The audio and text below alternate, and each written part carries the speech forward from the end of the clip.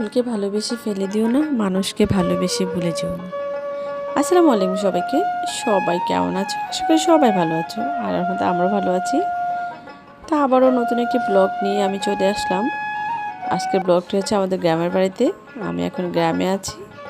এটা হচ্ছে আমাদের গ্রামের বাড়ি, আর আমাদের গ্রামের বাড়ি অনেক সুন্দর, সেটাই তোমাদের সাথে শেয়ার করতেছি। আর এখন যে ফুলগুলো দেখাচ্ছি, এগুলি কী ফুল তোমরা কি চিনো? যদি চিনে থাকো অবশ্যই আমাকে কমেন্টে জানিও। আর এই যে হচ্ছে ফুল থেকে ফল হয়, সেই ফলটাই তোমাদেরকে দেখাচ্ছি। এটা কি ফল যদি তোমরা চিনে থাকো আমাকে বলিও। আর আমার গ্রামের বাড়িতে তোমাদের সবাইকে দাওয়াত, যেহেতু কোরবানি আসছে আগামী সামনের, তো সবাইকে ঈদ মোবারক জানিয়ে আজকের ব্লগটি এখানে শেষ করলাম। সবাই ভালো থাকো। আল্লাহ হাফেজ। আসসালামু আলাইকুম।